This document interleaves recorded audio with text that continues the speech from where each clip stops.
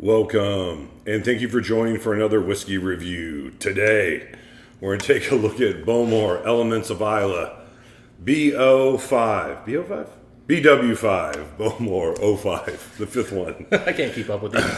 All right, so Dustin, this is another one of these samples, 6 samples we got from Mike B. We're going to check out another of these Elements of Islay, this time Bowmore. The Bw5, which is 19-year-old whiskey, distillate from 1995 and 1996, comes from 5 refill hogsheads. Look of it, I would say bourbon, Dustin, but let's get to it. So, Mike B, once again, thank you, my friend. Dustin once again forgot the sample glasses. It's not my fault. I said bring the sample glasses. He did not, but once we do, gifts coming back. About 108 of them, man. Guess coming back to you. Soon we get this guy to follow through for me. All right, if I didn't already say it, it comes in at 50.2% ABV. Elements of Islay. Dustin, I've been impressed with all of these so far, so let's keep going. Well, so Mike, there's one fruit smell I strongly dislike. Banana? And that is pineapple. And that is all I am smelling on this thing. This is very yellow citrus fruit for sure. Like, this is just a straight up pineapple, and I was going to say banana. There is you could convince me that there's a twinge of acidic that would be pineapple, but it just comes off very strong banana, vanilla. Very underripe banana, maybe. Very underripe banana. You're absolutely right. But I'm telling you, I am just getting that like pulpy, like it's like making me almost a little nauseous thinking about. I do not like the texture. I do not like the smell of pineapple. That's all I can get here. We appreciate you soldiering through, Dustin.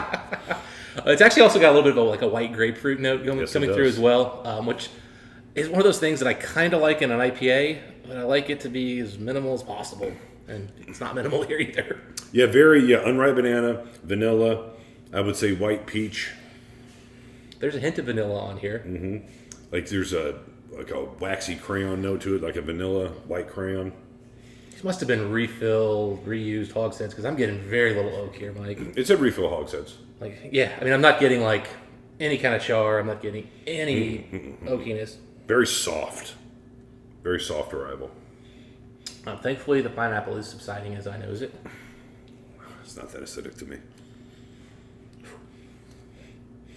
Now, a twinge of smoke. I'm not really getting it. It's smoke from Bowmore. It's definitely not any wood smoke because the cask is not really imparting a ton of influence other than the banana vanilla note, which normally, like when I think banana, I think a younger whiskey, not 19 years old. Yeah.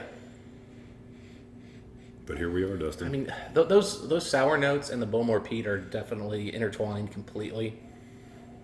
I'm not getting like the burnt plastic note I get. No, yeah. Again, most of the things that I dislike about modern Bowmore, I'm not getting. To me, this is a very yellow fruit, vanilla, soft experience with a twinge of smoke. As it sweetens up and softens up, the sourness subsides for me. Yeah, I mean, it's actually now become quite pleasant and just a very easy-going whiskey. Again, I would prefer less of that pineapple today. Sour yellow. Bananas and vanilla. Vanilla wafer with a couple of banana chips on it. Little maybe lemon vanilla drizzle on it. Okay. Well, smoke comes out right away on the palate, Mike. Very first initial arrival is nice wood smoke. Very clean. Then you've got nice sweetness, vanillas coming through. And then it turns very sour, bitter. And then it lets up, leaves just like a toasted oak note. I mean, definitely reminds me of a Bowmore. But not any Bowmore I've had, but like... it reminds you of like elements you would get when, like, say, John Glacier blends with Bowmore, and it brings out a few of those notes. Palate's actually quite approachable. Finish is nice. Ooh. Definitely has a little spot in the middle where it bites you hard with a bunch of smoked vanilla wax, but like right when you swallow, like hardcore pencil shavings. Okay. Like a cedar chips. I can see that. Like right away, and then it just fades off and chops off real quick. But man, it was a sharp cedar. It hits you with like a really sour, bitter thing for like just a second, and then it goes in like really nice smoky wood. Now smoky wood. A little bit of char on the wood now. I mean, I didn't get any of that on the nose, but on the palate, all that's there. The smoke, the char of the wood. That was like this huge spike and swell of cinnamon. Not cinnamon, I'm sorry, cedar.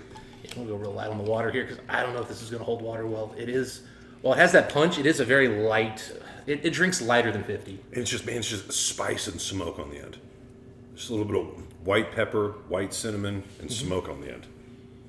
None of that unpleasant Bowmore plastic. He's melted plastic. None of that modern, like just weird death. Maybe that's what it took 5 tired casks in 19 years to get that out of it. Yeah. Because there's really nothing that unpleasant. Well, this is 2015, so this would have been, It was 19 years old. Well, yeah, but I'm saying it was 2015 is the release date, so that would have put us back into, what, the 80s? It was 90s. 1995, 96. Yeah, 90s, nice. My math is terrible right now. That's right. Yeah, so it'd be in the 90s. So, I don't know when, Bowmore had, I know Bowmore had, a period where he got some really, I forget the term, but there's a term for, Bowmore from about, a 10-year period where people really avoid it. This may be after that. Man, that spice and smoke finish with that light oak is just, that was not expected. That was quite a bit more lively on the palate than I assumed it would be. When it starts off so gentle. Yes. And then it's just whoa! Yeah. And water didn't kill it either. Yeah, because, initially, the smell was 40%, and then the palate was 56. Yeah. All right, pick anything different with water? It's moved things around. It's still got that punch.